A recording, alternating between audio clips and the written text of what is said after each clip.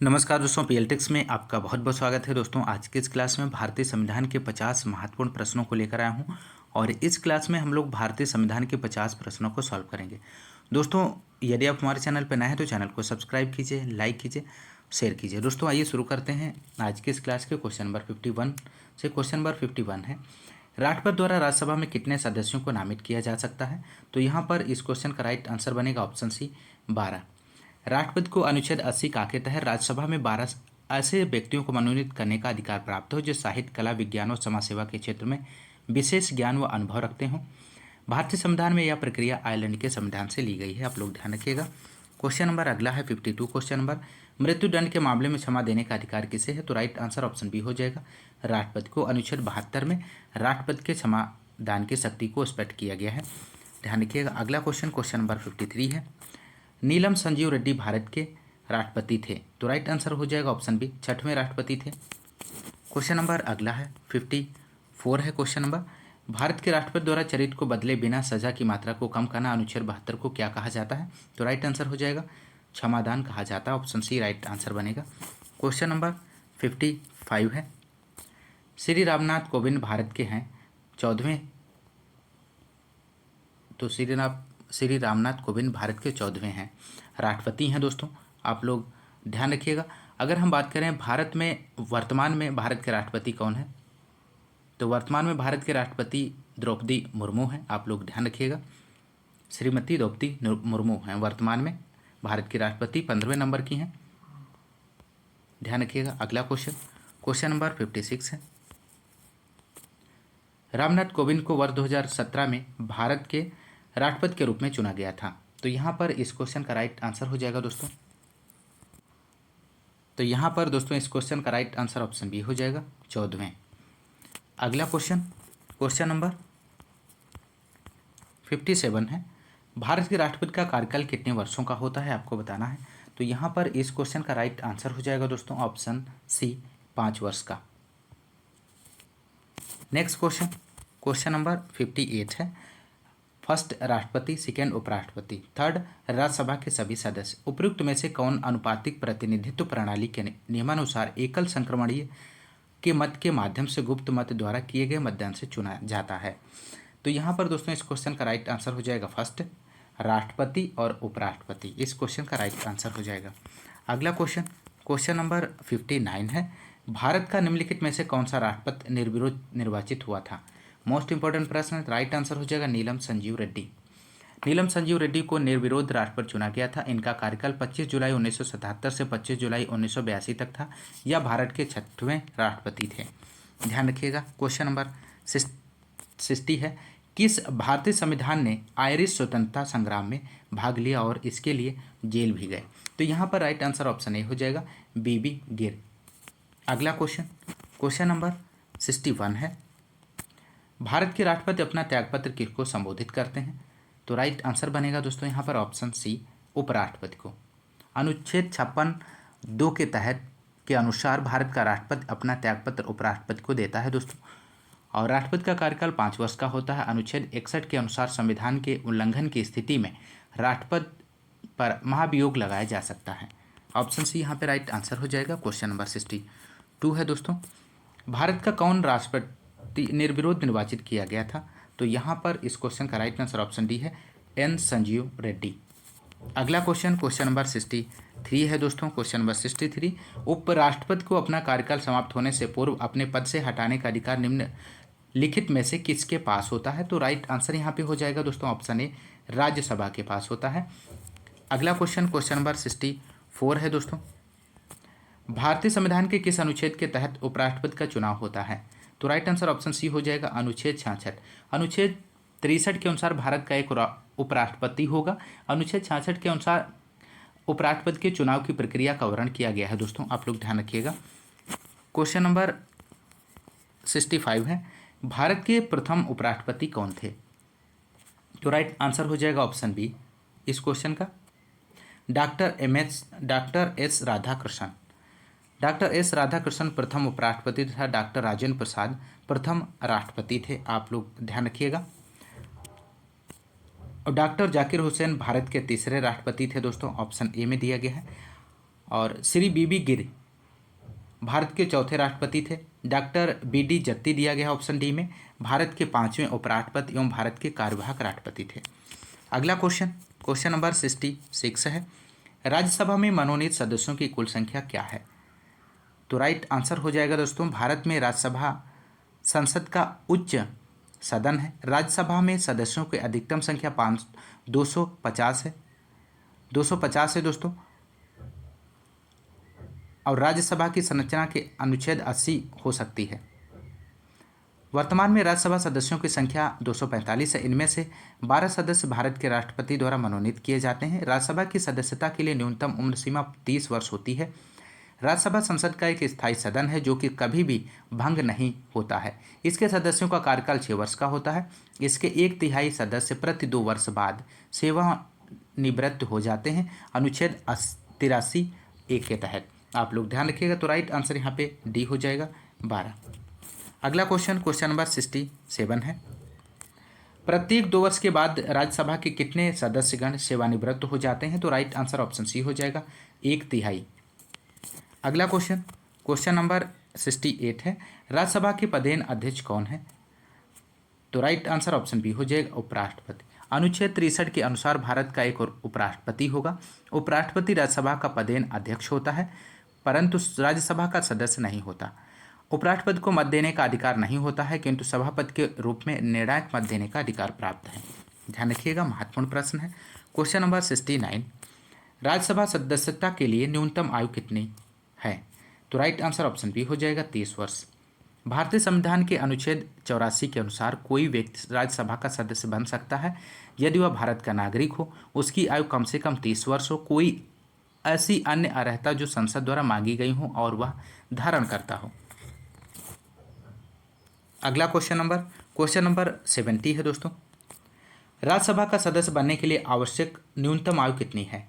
तो right answer option C हो जाएगा, 30 वर्ष। राज्यसभा का सदस्य बनने के लिए न्यूनतम आयु 30 वर्ष, ग्राम पंचायत सदस्य बनने के लिए 21 वर्ष, लोकसभा सदस्य बनने के लिए 25 वर्ष और भारत के राष्ट्रपति के रूप में कार्य करने के लिए न्यूनतम आयु 35 वर्ष भारतीय संविधान में निर्धारित की गई है।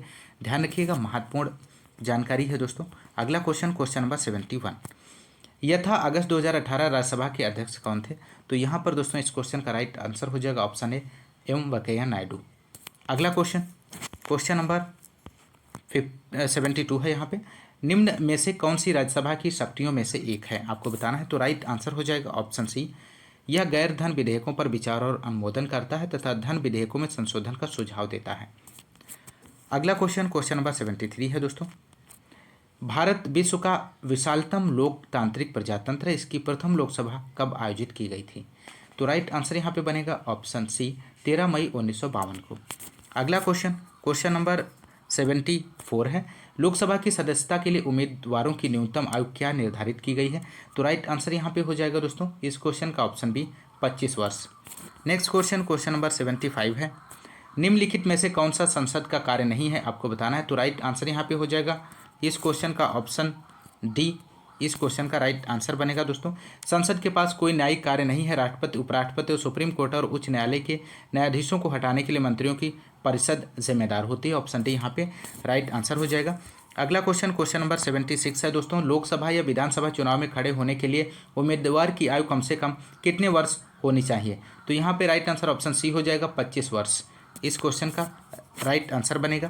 क्वेश्चन नंबर 77 है, लोकसभा चुनाव के लिए उम्मीदवार बनने की न्यूनतम आयु सीमा कितनी है? तो राइट आंसर यहाँ पे ऑप्शन बी हो जाएगा, 25 वर्ष है दोस्तों। लोकसभा भारतीय संसद का निचला सदन है, भारतीय संसद का उच्च सदन राज्यसभा है। लोकसभा चुनाव के लिए उम्मीदवार बनने की न्यूनतम आयु 25 वर्ष है दोस्तों, ध्यान रखिएगा। क्वेश्चन नंबर 78, लोकसभा में शून्यकाल की अवधि अधिक से अधिक कितनी हो सकती है? तो राइट आंसर ऑप्शन बी हो जाएगा, 1 घंटा। शून्यकाल शब्दावली का सर्वप्रथम प्रयोग प्रेस द्वारा किया गया था। संसदीय भाषा में इसका अर्थ प्रश्नकाल के बाद की है, 1 घंटे की अवधि से है। शून्यकाल के दौरान लोकहित के विषय में अति आवश्यक प्रश्न पूछे जाते हैं जिनके लिए पूर्व सूचना नहीं दी जाती है, तो ध्यान रखिएगा। अगला क्वेश्चन नंबर 79 है, शून्यकाल का अर्थ क्या है? तो राइट आंसर ऑप्शन बी हो जाएगा, जब कोई अति महत्वपूर्ण विषय चर्चा के लिए उठाया जाए। क्वेश्चन नंबर 80 है, लोकसभा में सदस्यों द्वारा निजी विधेयक पेश करने की सूचना अवधि क्या है? तो राइट आंसर ऑप्शन ए हो जाएगा 1 माह। लोकसभा में निजी सदस्यों द्वारा विधेयक पेश करने की सूचना अवधि 1 माह होती है दोस्तों, ध्यान रखिएगा। क्वेश्चन नंबर 81 है, वर्तमान में लोकसभा निर्वाचन क्षेत्र हैं, इस संख्या में 1971 से कोई परिवर्तन नहीं हुआ है। तो राइट आंसर यहाँ पे बनेगा दोस्तों ऑप्शन ए 543 है। अगला क्वेश्चन नंबर 82 है, संविधान द्वारा विचार की गई लोकसभा की अधिकतम ताकत संख्या क्या है? तो राइट आंसर ऑप्शन सी हो जाएगा 552 है। अगला क्वेश्चन नंबर 83 है दोस्तों, लोकसभा में कितनी सीटें अनुसूचित जाति और अनुसूचित जनजाति के प्रतिनिधियों के लिए आरक्षित हैं? तो राइट आंसर ऑप्शन डी हो जाएगा 131। नेक्स्ट क्वेश्चन नंबर 84 है, लोकसभा के सदस्यों का कार्यकाल कितने वर्ष का होता है? आपको बताना है। तो राइट आंसर हो जाएगा ऑप्शन डी 5 वर्ष का। क्वेश्चन नंबर अगला है 85, लोकसभा के पहले स्पीकर कौन थे? आपको बताना है। तो राइट आंसर हो जाएगा जीवी मावलंकर। महत्वपूर्ण प्रश्न है, भारत के प्रथम लोकसभा अध्यक्ष जीवी मावलंकर थे, ध्यान रखिएगा। अगला क्वेश्चन नंबर 86 है, भारत में निम्नलिखित में से किस लोकसभा अध्यक्ष का कुल कार्यकाल सर्वाधिक रहा है? तो राइट आंसर यहाँ पे बनेगा दोस्तों ऑप्शन सी, यहाँ पे राइट आंसर हो जाएगा डॉक्टर बलराम जाखड़, इसका सही जवाब हो जाएगा। क्वेश्चन नंबर 87 है दोस्तों, क्वेश्चन नंबर 87 है, उत्तर प्रदेश में कुल कितने लोकसभा संसदीय क्षेत्र हैं? तो आपको बताना है। तो राइट आंसर ऑप्शन सी हो जाएगा 80। ध्यान रखिएगा, लोकसभा संसद का प्रथम या निम्न सदन है। लोकसभा के गठन 17 अप्रैल 1952 का प्रावधान संविधान के अनुच्छेद 81 में किया गया है। वर्तमान में लोकसभा की सदस्य संख्या 545 है, जिसमें उत्तर प्रदेश 80 सीटों का प्रतिनिधित्व करता है। आप लोग ध्यान रखिएगा, महत्वपूर्ण प्रश्न है। क्वेश्चन नंबर 88, संसद में गुजरात राज्य की कितने सीटें आवंटित हैं? आपको बताना है। तो यहाँ पर इस क्वेश्चन का दोस्तों राइट आंसर हो जाएगा उत्तर प्रदेश से 80, गुजरात से 26 लोकसभा सीटें निश्चित हैं दोस्तों। राज्यसभा में गुजरात में 11 सीटें हैं, तो 26 और प्लस 11 आपका हो जाएगा 37 होंगी, इसलिए कोई विकल्प सही नहीं है दोस्तों। यहाँ पर दिए गए ऑप्शंस में से कोई भी विकल्प सटीक नहीं है, तो इसका राइट आंसर 37 हो जाएगा दोस्तों। राज्यसभा की सीटें पूछी गई हैं, तो राज्यसभा की सीटें 11 हैं दोस्तों, ध्यान रखिएगा। अगला क्वेश्चन नंबर 89, भारतीय संसद में मंत्रिमंडल के विरुद्ध अविश्वास प्रस्ताव पेश करने के लिए न्यूनतम सांसदों के समर्थन की आवश्यकता होती है। तो यहाँ पर राइट आंसर हो जाएगा option D 50। Next question number 90 है दोस्तों। क्वेश्चन नंबर 90, सांसद निधि की वर्तमान राशि कितनी है? तो यहाँ पर इस क्वेश्चन का दोस्तों राइट आंसर हो जाएगा 5 करोड़ रुपए। ऑप्शन ए इस क्वेश्चन का सही जवाब है। अगला क्वेश्चन नंबर अगला है संघीय कार्यपालिका से। क्वेश्चन नंबर 91 है दोस्तों, निम्न में से कौन सा एक बहुमुख्य सिद्धांत है जिस पर संसदीय प्रणाली संचालित होती है? तो राइट आंसर बनेगा ऑप्शन ए, कार्यपालिका का विधेयिका के प्रति उत्तरदायित्व। अगला क्वेश्चन नंबर 92 है दोस्तों, निम्न में से किसने कभी भी भारत के उप प्रधानमंत्री के रूप में कार्यभार नहीं संभाला है? तो राइट आंसर ऑप्शन सी हो जाएगा बीपी सिंह, इस क्वेश्चन का राइट आंसर बनेगा। क्वेश्चन नंबर 93 है दोस्तों, भारत के केंद्रीय मंत्रिमंडल में अधिकतम कितने मंत्री हो सकते हैं? तो राइट आंसर ऑप्शन ए हो जाएगा लोकसभा की कुल संख्या का 15%। क्वेश्चन नंबर अगला है 94 क्वेश्चन नंबर, संविधान सीईसी और चुनाव आयुक्तों के कार्यकाल की सुरक्षा निश्चित करता है। वे 6 साल के कार्यकाल के लिए नियुक्त किए जाते हैं या आपको यहाँ पे फिल करना है वर्ष की आयु तक नियुक्त रहते हैं, जो भी पहले हो। तो राइट आंसर यहाँ पे हो जाएगा ऑप्शन बी 65 वर्ष की आयु तक नियुक्त रहते हैं, जो भी पहले हो।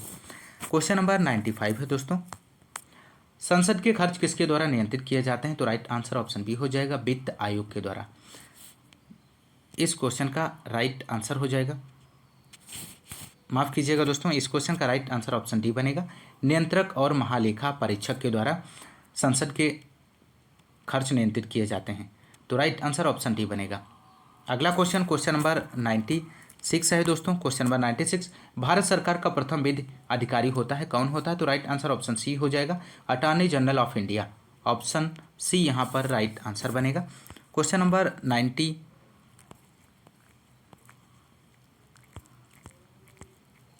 98 क्वेश्चन नंबर दोस्तों, क्वेश्चन नंबर 97 यहाँ पे मिस हो गया है, मिस प्रिंट हो गया है। तो यहाँ पर क्वेश्चन नंबर 98 की बात करेंगे, केंद्रीय सतर्कता आयुक्त अपने पद पर बना रह सकता है। तो राइट आंसर यहाँ पे हो जाएगा ऑप्शन डी, 4 वर्ष या 65 वर्ष की आयु तक। इस क्वेश्चन का राइट आंसर हो जाएगा।